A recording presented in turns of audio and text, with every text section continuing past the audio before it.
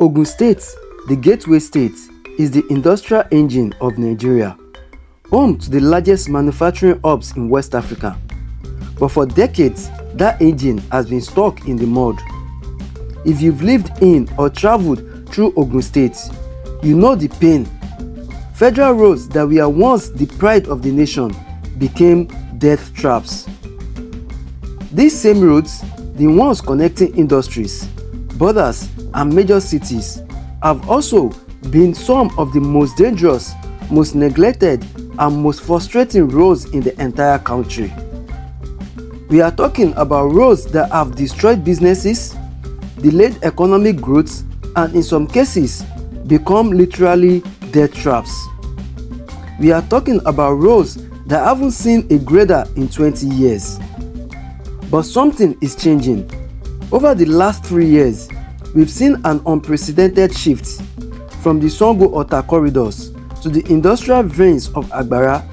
The federal and state governments are finally moving.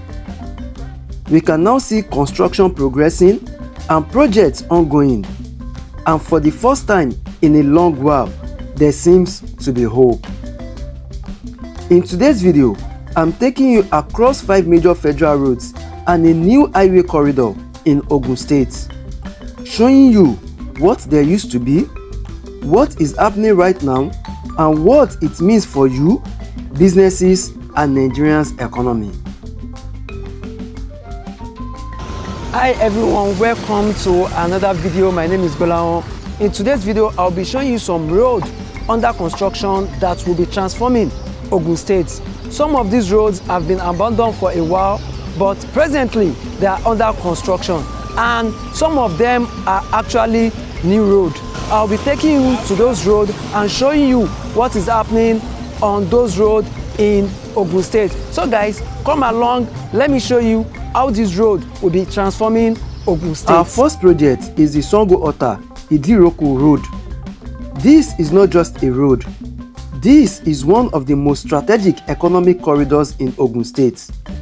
The Sango-Ota to Idi-Iroko road connects major industrial zones in Ota, thousands of commuters daily, and most importantly, the Nigeria-Benin Republic border.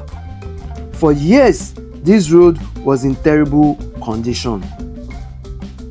Imagine moving goods from factories here in Ota and spending hours on a journey that should take minutes. That was the reality. But today, the story is changing. The federal government, through the Ministry of Works, awarded the Reconstruction to Larilac Ultimate Limited. But this isn't just a simple road repair. This project includes full reconstruction of the highway, expansion of key sections, flyovers at Oju-Ore and Winners, bridge expansion at Iju-Ota. However, not everything is smooth. There have been reports and complaints about poor workmanship, substandard materials, slow progress in some sections, and this raises a critical question. Are we fixing this road properly or just temporarily? ṣùgbọ́n àwọn iṣẹ́ tán wá ṣe ń bí báyìí àgbàdùn rárá àjà bíríjì tán fún wa báyìí tó jò bá rọ̀ báyìí wà wà àdìjáde rárá gọ́tà tán fún wa náà wọ́n kàn sí gọ́tà yẹn wúdúwúdú so ẹ̀yin náà bá tiẹ̀ rí pé yes ojú wa ń rí tó la fi ká pè ìjọba wa ká pè ìsákèésì rárá iṣẹ́ ń wò yára kò tún dáa. However, if completed properly, this road will boost cross-border trade, reduce traffic congestion, improve logistics for industries, and significantly cut travel time. Second road is the Atan Lusada Agbara road. Now, this is where things start to get really interesting, because this road is more than just a road. Is an economic lifeline. The Atan Lusada Agbara corridor runs through Nigeria's largest manufacturing hub and the Agbara industrial estates.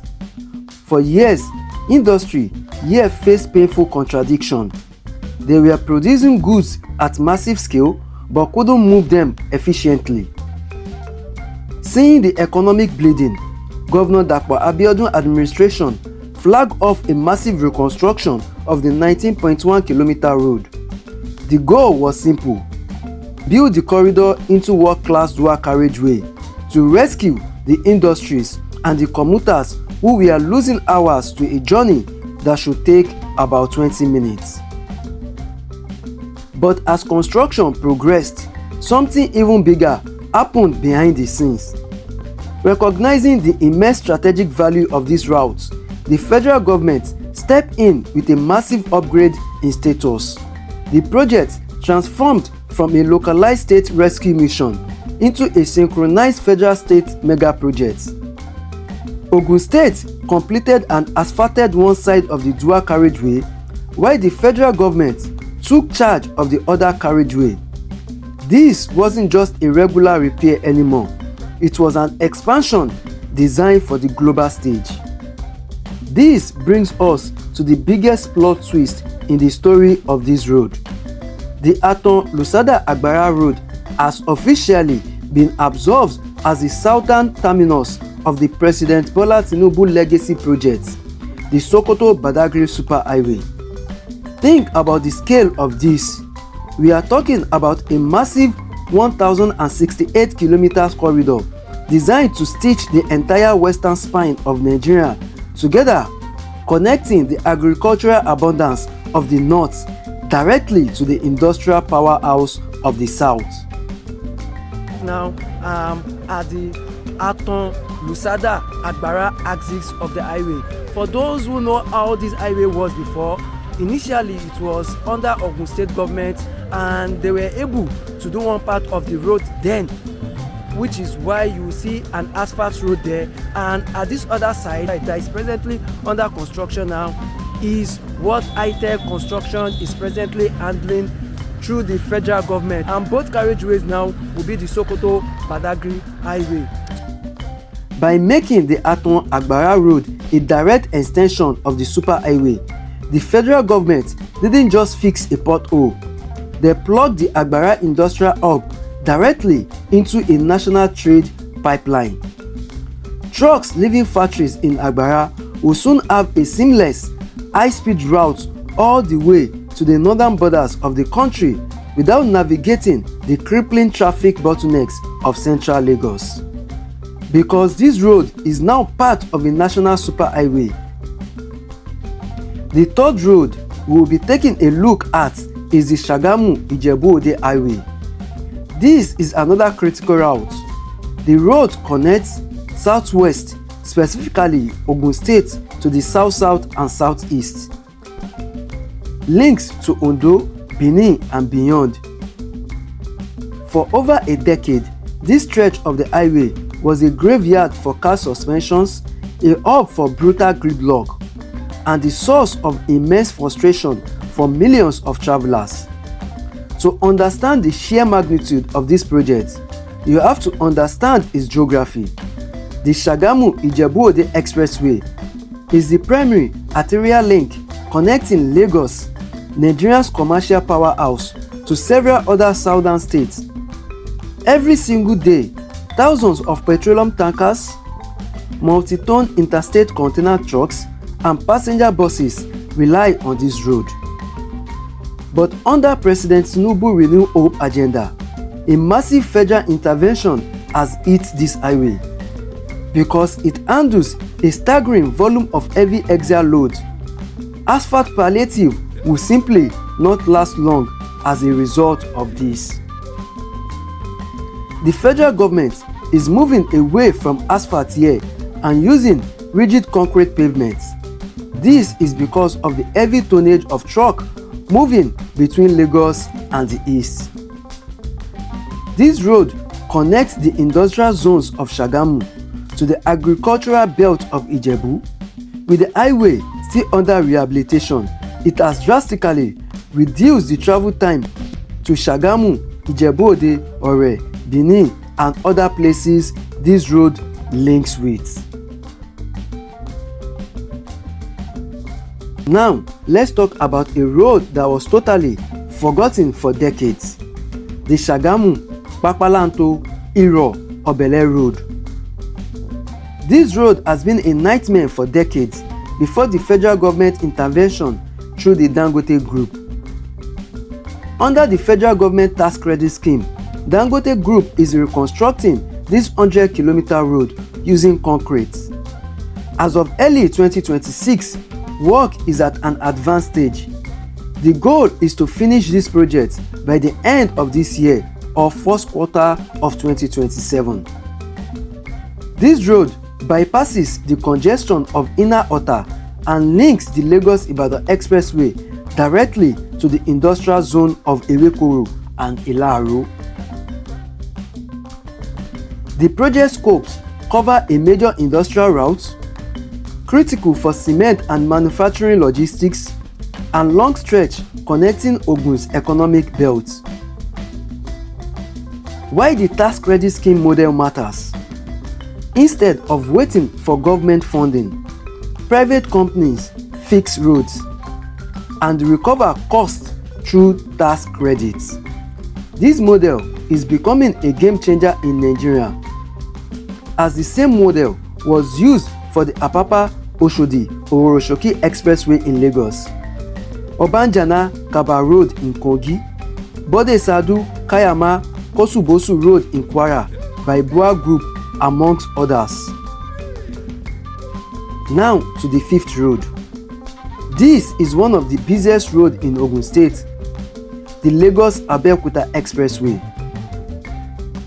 The Lagos-Abeokuta Expressway is an international 81-kilometer multi-lane highway. While the Lagos State end has enjoyed relatively stable infrastructure, the moment you crossed the border into Ogun State, specifically the Sango-Ota axis, the road completely fell apart. For years, this section was a classic victim of jurisdictional limbo. As a federal road, the Ogun State government couldn't fully reconstruct it without federal approval, while bureaucratic delays at the center left commuters stranded in what became an economic bottleneck for Nigeria's foremost industrial hub.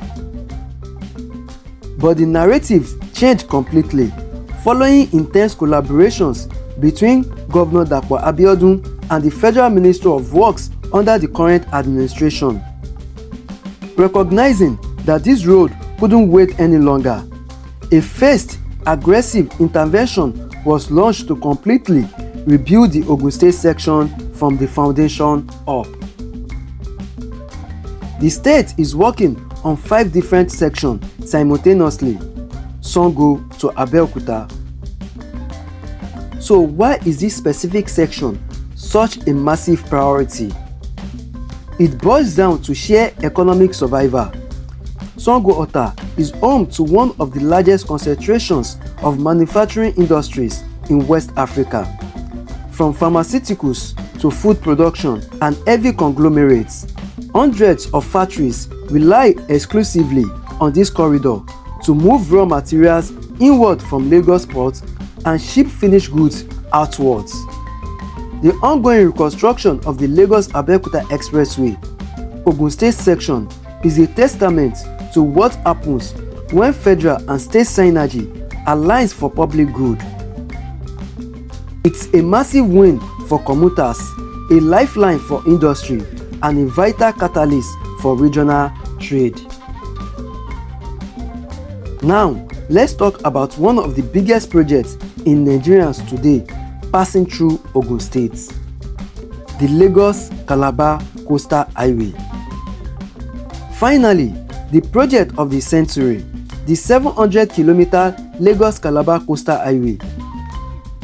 While people focus on Lagos, this road passes through Ogun Waterside.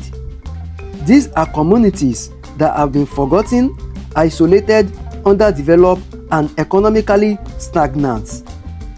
Hundreds of kilometers of this highway reside within Ogun State, opening up the state's only coastline to tourism, fishing, and blue economy industry. It will also open up new communities, attract investments, and create new economic zones. This is not just a road, it's a long-term economic transformation corridor. For years, Ogun State was held back by bad roads, but today we are seeing progress. Not perfect, not complete, but progress. If these projects are completed properly, maintained effectively, and expanded strategically, Ogun State could become one of the most powerful economic hubs in Nigeria.